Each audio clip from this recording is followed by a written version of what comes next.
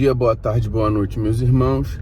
Aqui é seu irmão Alisson Tonassi, mais uma vez, para a gente falar de espiritismo, umbanda e espiritualidade. O meu questionamento hoje é o seguinte: até onde o guia pode ir nas suas manifestações? A gente sabe que tem muitos espíritos, quando manifestam seu arquétipo, eles adotam posturas. O nome de postura que a gente fala na medicina o nome é postura antálgica.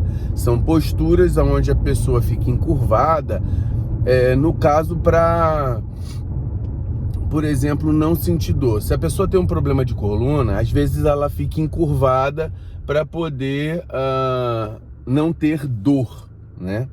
E muitas vezes os nossos guias manifestam a postura antálgica como se fosse da última reencarnação dele, certo? Então, por exemplo, um preto velho, por ser velho e normalmente pela velhice ter problemas de coluna, ele adota uma posição antálgica, que é uma posição de encurvado. Um Exu, muitas vezes, puxa de uma perna, mostra garras, né? São posturas antálgicas que fazem, muitas vezes,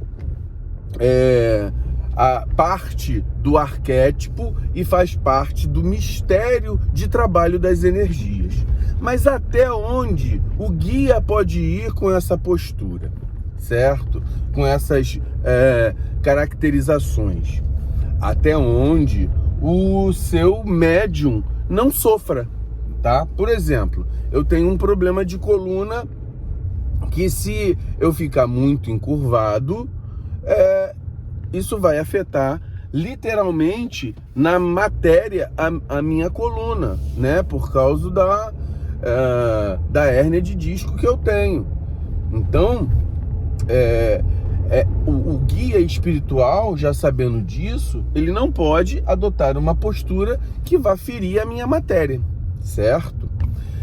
Por exemplo, eu tenho um problema aqui, ó, deixa eu ver aqui, ó, no cotovelo. Se você olhar aqui, tá tudo inflamado. Eu faço arte marcial, então ele não pode, por exemplo, pegar um peso em cima desse cotovelo aqui e agravar o problema inflamatório da minha articulação, porque se ele fizer isso, ele vai estar agravando esse processo, e dentro disso tudo vai agravar o meu problema material, a ponto, por exemplo, de interferir na minha vida financeira, por exemplo, porque eu trabalho muitas vezes,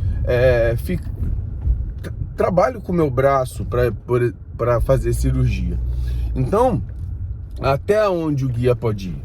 O guia pode ir até onde ele não prejudica o seu médium. O guia pode ir até onde ele não prejudica o consulente. O guia pode ir até onde ele não fira a ética e a moral. Então, eu vou dar um exemplo que não fere ética, não fere moral. Uma pessoa, ela incorpora o seu guia e ela tem vou falar a palavra mania, porque a palavra, eu acho que não é essa a palavra, mas é a que tá vindo na minha cabeça agora. Ela tem o hábito de quando o guia sai, desincorpora, ela se joga para trás. Se ela se joga para trás e sozinha ela se apruma, não vejo problema nenhum.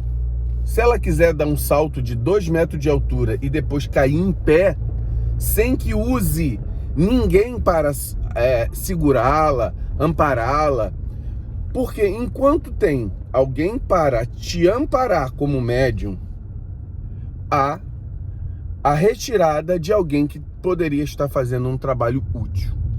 E não é útil, né, e nem produtivo parar uma ou duas pessoas para segurar uma pessoa que não sabe estabilizar a sua desincorporação. Então, É mais ou menos isso. A gente tem que ver dentro da utilidade do nosso dia a dia. Nós temos que ver se não está atrapalhando o trabalho que nós estamos fazendo. E nós temos que saber que essa estrutura de trabalho, ela tem que ser otimizada.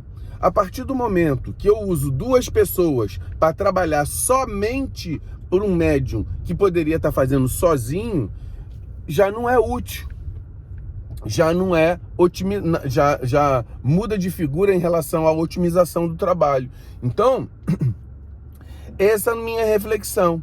O guia, ele pode ir até onde ele quiser. Se ele na chegada, ele ajoelha e faz a sua ritualística em relação ao chão, e a pessoa levanta sozinha, ótimo. Agora, se o guia ajoelha no chão e precisa chamar um cambono para poder levantá-lo, já não vejo a função. Então, tem que ter muito cuidado. Por exemplo, a gente vê os preto velhos muitas vezes se arrastando, faz parte do arquétipo. A gente entende e é até difícil você ver um preto velho todo eretozinho. É difícil para nós entendermos isso, né? Mas, se estiver prejudicando o médium, se estiver prejudicando, não sendo ótimo para a incorporação, que o guia mude, certo? O que o médium, a gente já sofre, nós já sofremos fisicamente como médiums para poder manter uma incorporação durante algum tempo firmada, seja nós em pé, nós no trabalho, a gente já sai esgotado. Fisicamente, nós já sofremos, né? Então, é muito importante que nós tenhamos esse tipo de visão, de comportamento, né? É claro que também faz parte da ética que se no teu terreiro é assim, nós não devemos mudar algo que é cultural do teu terreiro. Muitas vezes no meu terreiro também acontece isso.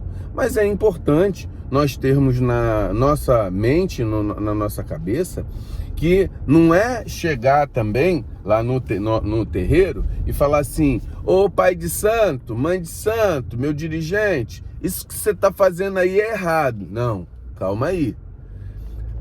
Pega essa informação, meu irmão, usa para você, usa na sua mediunidade, tá? O que é do outro não te interessa também, certo? No dia que você for um dirigente, no dia que você for uma pessoa que comande um trabalho, eu não sou.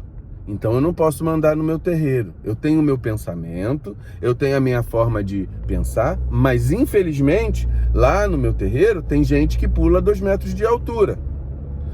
Tem gente que precisa amparar essas pessoas que pulam 2 metros de altura. Então, o que cabe a mim é trabalhar a minha mediunidade. Eu não sou pesado no meu terreiro. Eu, quando incorporo, o meu guia vem e vai sem atrapalhar ninguém. Então, use isso para você. Use isso nas tuas manifestações. Não seja pesado ao seu pai de santo, se ele tiver uma cultura dessa que eu estou falando, use só para você. Então, não atrapalhe o teu pai de santo com uma informação que o Alisson está falando também, tá? Meu irmão, vamos refletir sobre isso, vamos pensar sobre a nossa religião, vamos tentar raciocinar em cima da espiritualidade e seja leve ao teu pai de santo. Muito axé.